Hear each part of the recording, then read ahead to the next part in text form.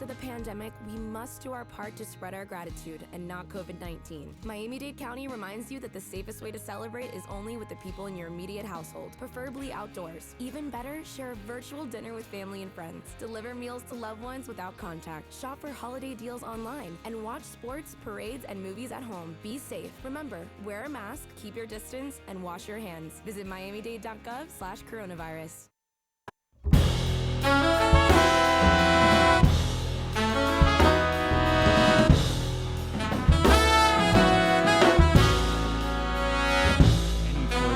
Introduction needed, Mr. Shelly Berg. Thank you, Marcello.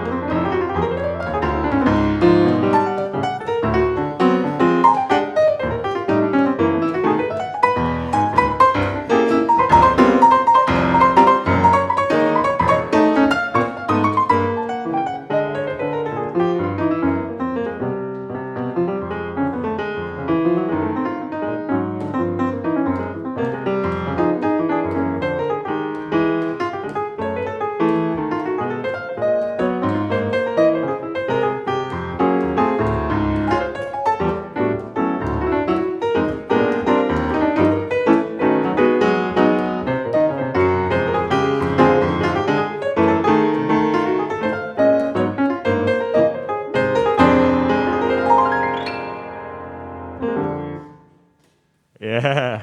Woo, that was the Dean of the Frost School of Music, highly acclaimed Shelly Berg, playing some solo piano. That was a tune called Voyage, right?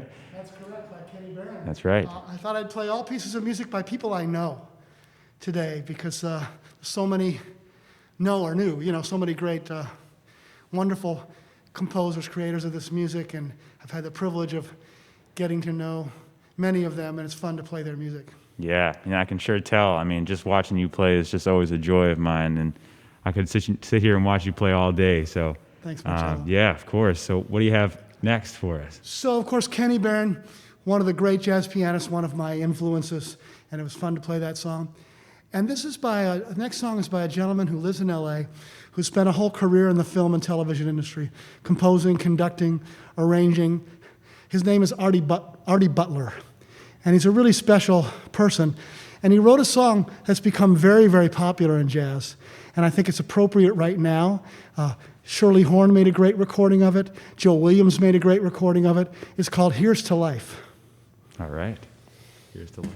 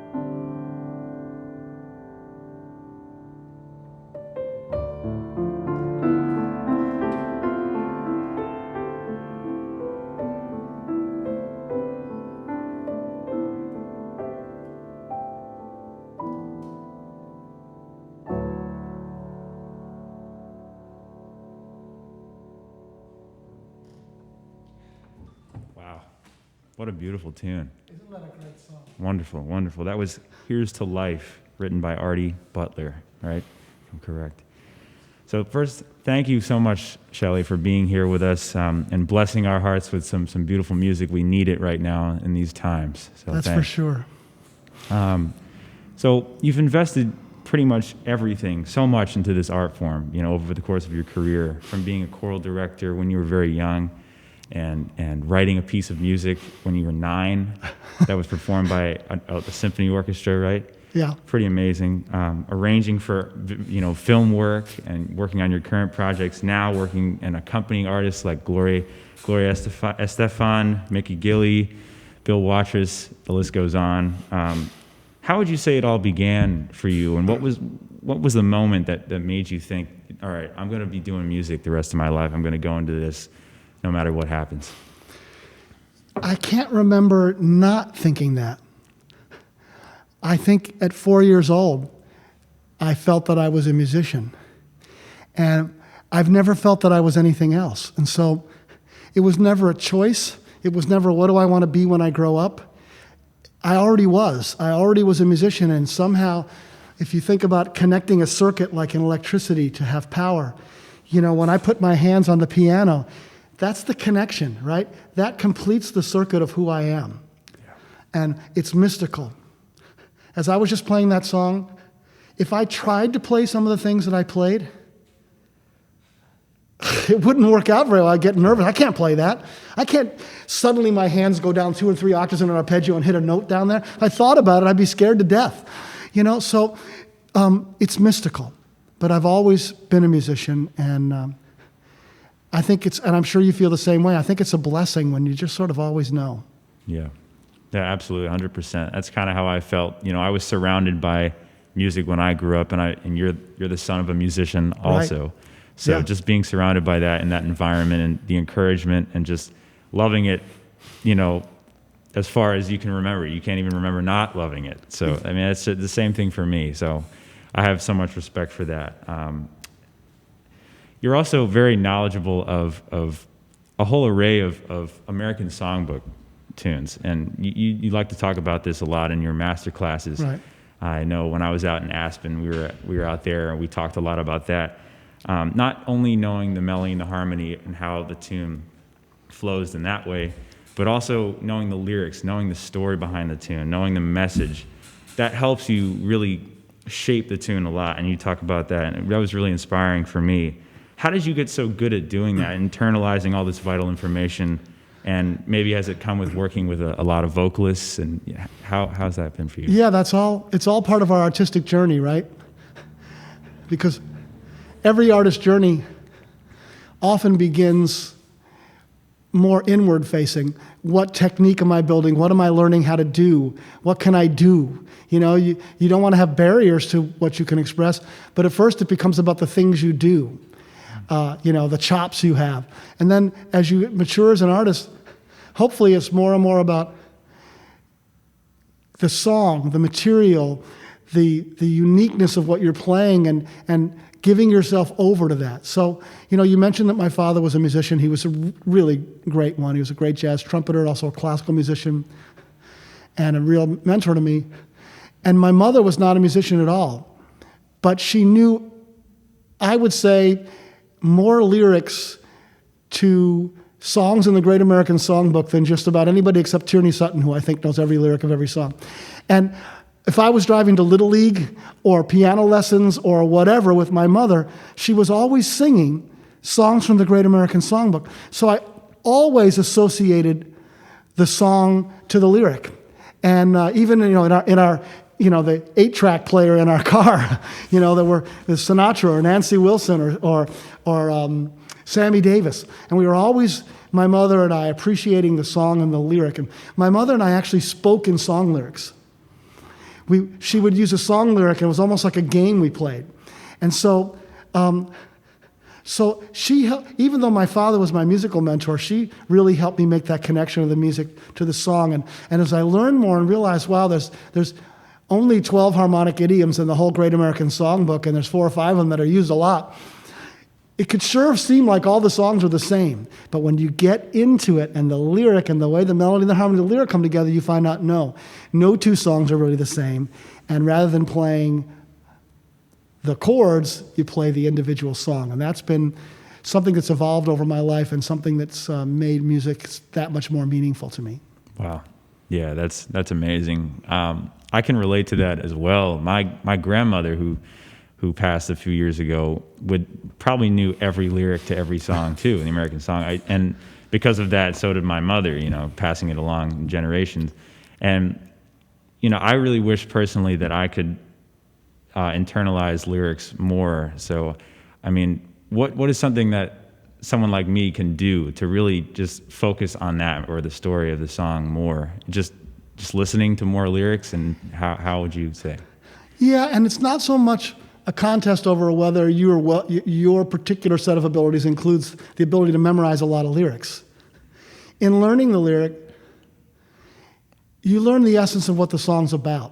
And even if you can't recite the lyric back, you've learned what the song is really about, and you've learned where those special moments are and how that works. And so it doesn't matter to me if you know all the lyrics of all the songs you're playing. It matters to me if you've studied the lyric, and that gives you the information you need to play that song. Right. Yeah, because some songs don't even have lyrics, so you have to figure out how to approach them without knowing really what it's about. How would you go about approaching a tune without lyrics, and learning how that... You have to decide what it means to you. Because when you're improvising, you're writing a story over that original premise. So you have to decide what it means to you. I did an album many years ago with the drummer Peter Erskine and the bassist John Fremgen. And John was his date, and he wanted to do the song Soul Eyes by Mal Waldron. And now, to this day, I hate to admit this because I'm the lyric guy, I don't know if Soul Eyes has a lyric. And I certainly didn't know then if it had a lyric. So I had to say, okay, here's a song we're playing that's kind of a standard, and I don't know if it has a lyric. So what am I going to do? So I thought about the song, and I thought about my father, who at that time was still alive, but he was getting older. And I thought about his eyes and how they weren't as sharp and clear as they had been. The color starts to fade and all that. But I thought about what I see when I look in my father's eyes. And my father played with Charlie Parker. You see all the way back in history. And so I thought about my father's eyes and use the song to extrapolate a story about that, and that's how I was able to play that. Wow.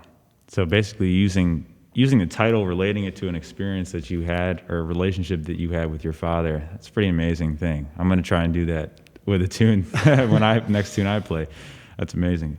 How about you play us one more song before we take a break? Sure. Another person that along with playing with songs of the people is an actual alum of our school, Pat Metheny. And one of the great musicians of our time, a great inspiration, and one of the nicest people you will ever know. And he's a champion for young musicians. He's always looking for young musicians to hire. So he's an inspiration, and he's written so many songs. And this is one that I recorded on my CD called Blackbird. Mm-hmm. At a time like this, it's also a good one to play. It's called Question and Answer, and you can hear that in this song. You can hear the questions, and it's seeking an answer, right? So it does some things you don't expect in a song, and that, I think, is part of its premise. So I'd like to play that now. All right, Question and Answer by Pat Metheny right here on WDNA's 88.9 FM.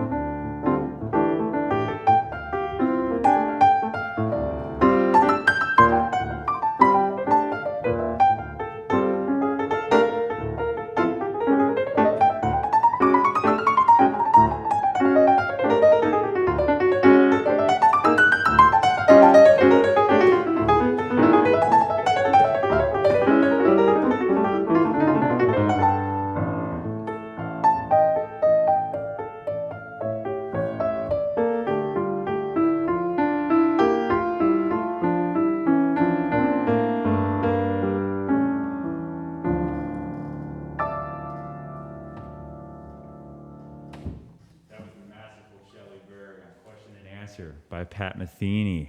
So before we take a quick short break, I just want to remind our viewers that next week, right here on WDNA's 88.9 FM, we have a good friend of mine, Joshua Platt, and his group will be right here at 11 a.m. for an hour playing. I believe Leo Folsom's going to be on piano and Jesse Katz on bass, if I'm not mistaken. So that should be a lot of fun. But yeah, we're going to take a quick break, and we'll come back with some more music and exciting announcements about the future with the Dean of the Frost School of Music, Mr. Shelly Berg. We'll be right back.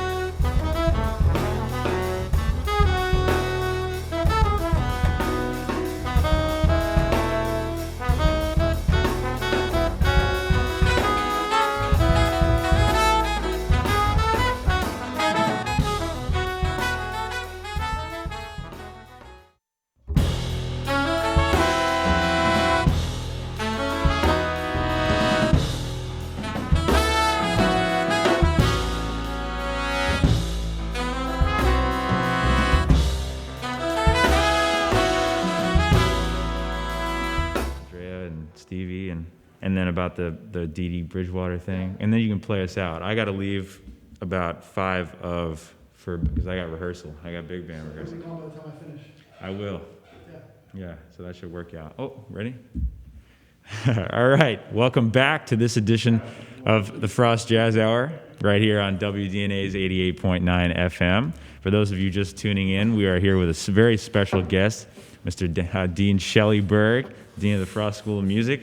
He's serenaded us with some great music, and it's been really great talking to him about some things. So I wanted to first ask you, you've been on both the composer, director, and arranging side and performing side of things, throughout your career. How have all of these things fed into each other, and who would you say are some of your biggest role models throughout this development and doing all these different things in music? They all feed into each other because writing an arrangement is very similar to playing the piano if you're accompanying somebody, right? Because the song has this thing that we've talked about that it's about. The piece of music has something that it's about. And the arrangement helps to put whoever the soloist is, the singer or whatever, in the perfect frame of mind to express that. And so I want to do that whether I'm playing piano solo, arranging a trio record, arranging for a great singer. So it's very synergistic. They feel like the same thing in many ways. And, again, in that artistic journey, there's so many things you learn how to do, reharms, new harmonies, and cool, I'll put it in 7/8 or whatever, all those things. None of those are the reason to do anything. Right? The reason to do anything is to take what that song means and amplify it or show it in a new light that gives it, that adds to the meaning of it. And that means if you make one of those decisions, it's in service of that. And so I love that whether I'm playing or arranging. Right. Yeah, you don't want to take the meaning away from the song. You don't want to distract. You want to add some nice little colors in there, but at the same time, you don't want to take away what someone has created. They created the song. You don't want to completely ruin it, or else nobody's going to recognize what they've created. So I've had great kidding arguments with two of our wonderful alums, Emmett Cohn and Veronica Swift, both for playing You Don't Know What Love Is as a burning fast swing. It's like, how can you play this song that is at the depth of despair? And they said, well, you can. You can think that your depth of despair is manic. So if that works for them, that's fine. As long as you have a reason, you're not just doing it so you can, say, check me out. Right. That's amazing. Yeah. And it must be, both of them are such incredible artists, Veronica Swift and Emmett Cohen, both came out of the Frost School of Music and are now absolutely flourishing in the world of jazz. Even amidst this pandemic, they've been doing some amazing live stream things. So if you haven't already, every Monday, Emmett Cohen does a live stream on Facebook with his trio, and they have some great camera angles and microphones, and the whole thing sounds great. And it's just, I've watched it develop over the last 7-8 months. I'm sure you've been absolutely impressed with what your former students have done over the years. Very much so. At the core of it is artistry and everything they know about communicating to an audience and communicating the music. And then there's all those things they've done to curate a career, which the two go hand in hand. Yeah. And I'm very proud of them. They both placed in the Downbeat Readers Poll this past week, and that's reserved for the top 25 musicians in the world on any instrument or voice. And so for artists so young to already be kind of in the middle of the pack of that top 25 in that poll is amazing. Yeah, and they're moving further up, honestly. Oh, yeah. I consider them some of my top 10 favorite musicians right now. I mean, I'm with you. It's amazing, yeah. So, also, I was going to ask, who's your biggest inspiration, probably as a composer, arranger, oh, yes, and performer? Well, I've had a lot of them. I mean, with arranging, there are probably three. Klaus Ogerman, Johnny Mandel, and now I won't think of the third. No, and Robert Farnon. And Farnon was probably an influence on the other two. A Brit who really created that style of arranging that we think of as the kind of Johnny Mandel, Klaus Ogerman style. And, I always tell students to think about the opportunities you have and what they're worth. When I was in my early 20s, living in Houston, an artist came, I won't mention the artist, to play with the Houston Pops Orchestra, and here's why I'm not mentioning his name. This was before Finale, this was before, you could send anything over the internet. We're talking about in the 70s, Yeah. And he had a whole bunch of new arrangements by Klaus Ogerman, 5 or 6 new arrangements. But he hadn't gotten them copied. He figured that the orchestra would pay for it and he'd get free copying. Oh, my. Right? So all he sent were the scores. So I got a call from the conductor of the Houston Pops Orchestra who knew I was really studying this stuff. He said, I've got 6 Klaus Ogerman scores. I don't have much money to pay you, but would you copy them? By hand, copying every part, all the strings, all the winds, everything. I said, I would pay you to copy these parts. Now, I was going to school every day, and I was working 6 nights a week playing in a band. So I had no time. But I copied all those Klaus Ogerman charts because of what I could learn. Now, all that stuff is so available, you can just go on the internet and find anything. But back then, you couldn't find that. Right. He had just written those things. So those are kind of my heroes of arranging, and they've really been a guide to me. And my first big hero in jazz was Oscar Peterson, and that was the fountain from which everything else came. And, it took me a long way because, today I would probably say Keith Jarrett is maybe the purest, most inspiring pianist we've had in a long, long time. So he's very far from Oscar Peterson. So one inspiration leads to others. Absolutely. And you have a record out with your trio that's a dedication to Oscar Peterson, right? I do. That great trio was Ray Brown and Ed Thigpen. Ray Brown on bass and Ed Thigpen on drums. And they're both gone now, but when I recorded this record, it was sort of living out a lifelong dream. They were my rhythm section. And I always say it was always a dream to see what I'd sound like with, I could do that if I had the same rhythm section, and that destroyed the myth. I had great fun recording with them. I have lots of great anecdotes and stories from that session. I'm really proud of that record, which is called The Will. Wow. Please check that out. That's something special. Also, before you play some more music for us, I'm personally really impressed with how the Frost School of Music has been doing over these last 5-6 months of school we've had, dealing with the COVID circumstances really well compared to a lot of other schools that aren't even getting the chance to play, rehearse, or be in person. And most of our classes here at Frost are in person. We're doing a lot of playing. We're doing a lot of We're doing some performing in front of small live audiences. And this has given us the chance to bring in the new technology in our Gusman Hall and things like that. how have you felt about the approach that we've had over the course of the semester, and how do things look for the future? I've been thrilled about it. Associate Dean of our school, Serona Elton, has really led the charge, and she's been beyond what anybody could expect. But we started working literally around the clock last March about how we were going to do this. Kudos to President Julio Frank, who's an epidemiology expert and a pandemic expert, who knew that we could and should open safely. And so it would take more than the time of this broadcast to describe all the safety measures we put in place. But the upshot of it is this. We have a culture among our students that's mutually supportive. The students want to keep each other well, and they're doing it. And so the Frost School, even though Miami's numbers and university have been low, the Frost Schools have been an exponent lower than the rest of the university. And we're more at risk on paper because we play and sing instruments. Right. We've had zero transmission of COVID in any class or ensemble. We had a player of a wind instrument who got COVID off campus, didn't know, played at an orchestra concert, and nobody else in the concert got it. And that means that the safety measures we've put in place work. So the students can feel good that if they're responsible when they're not on campus, and they follow our rules on campus, we're going to be able to continue to play and sing. And as you alluded to, at the same time, we've really been maximizing how to record and edit multi-camera video, and how to put our music on the internet, how to live stream, how to record pieces of music.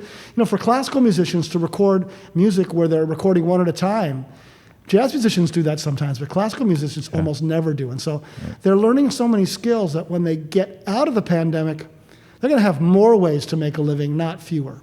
Yeah, absolutely. And even before we came back to school, we've been all trying to find ways to do things virtually. But now that we have the resources here at school and, faculty members with so much knowledge, and a dean such as yourself, just the possibilities are endless right now. So we have to take it in stride and try and find the good and the positives and come out of this with so much more than we expected. So let's hear some more music, and then I'll ask you about a very special few things coming up virtually and live. So what are you going to play for us next? This is a song by someone I know quite well. It's by me. It's about a wonderful young woman who passed away about 30 years ago. And she had a series of health problems that would make anybody feel that the world was not worth it. She had brain surgery. She had heart surgery. She had cancer. She had all of these things. And she was the most effervescent, positive person you would ever want to know. And when she lost the battle, her name was Maureen, but people called her Mo. I wrote a song probably the day that I found out, and it's called For Mo. And so I wrote this song maybe 30 years ago, and I just thought about it again recently. I hadn't played it in, 20 years. So wow. This is called For Mo. Was Mo a musician? Just wondering. She was not, but her husband was. He played trumpet with Woody Herman and Buddy Rich and became one of the main studio trumpet players in Los Angeles. He's no longer with us either. Wow. But when I mentioned this song to Tierney Sutton, that maybe we should write a lyric and do something with it, I said, you probably never heard of Nelson Hatt, who was a trumpet player. She said, he's the reason my first husband and I got married. He's the one that brought us together. So that's how small the world of music is. Sure is. For Mo, Shelly Berg.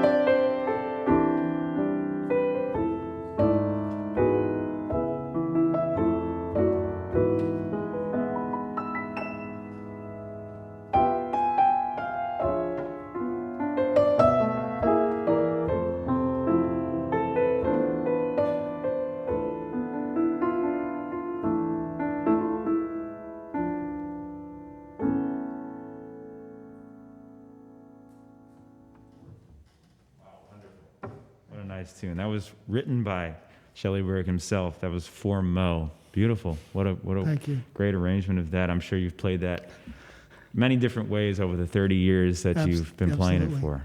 Yeah, that's true. And of all of us, right? Sure. Our thoughts and how we approach a song evolves along with us. Wow. Well, I'm sure Mo is thanking you from above. I can still see her. You know, that's the beauty about doing something like that, is it takes you back. Sure. And I see her in her goodness and in her light. And that's how I remember her when I play that song. Yeah. Wow.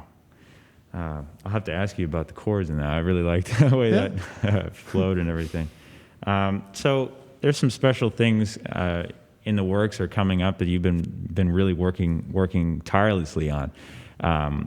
And I wanted to first ask you about this collaboration that's going on with some of our students in the HMI orchestra. You've been mixing a project that they're collaborating with 5 or more incredible names, such as Gloria Estefan and her daughter Emily, and Celine Dion, Andrea Bocelli, Stevie Wonder. I mean, the list goes on. It's incredible. And this is a huge production that Shelly's been working on. So please tell us the details about this. Well, I've been fortunate since I moved to Miami to develop a really wonderful, warm relationship with Gloria and Emilio Estefan. They're as wonderful as people can be, and this project is a real example of that because Emilio is producing a tribute to nurse heroes. Yeah. And all the proceeds, it's a fundraiser for nurse heroes, for nurses. And when Emilio asks, everybody says yes. So in addition to the people you mentioned, Josh Groban, Carole King, Oprah Winfrey, Billy Crystal, Whoopi Goldberg, the Black Eyed Peas, the Wailers, the list goes on. So it's going to be an amazing show, and Emilio asked me to be a musical director and co-producer and arrange and produce some of the music for the show. And one song in particular mentions all of those people that you mentioned, plus Josh Groban. Yeah. I mean, they're all on that song. David Foster's also on this, Catherine McPhee. Mm-hmm. And so it's actually sort of a pinch me moment because I was in the studio mixing an arrangement I did till very late last night.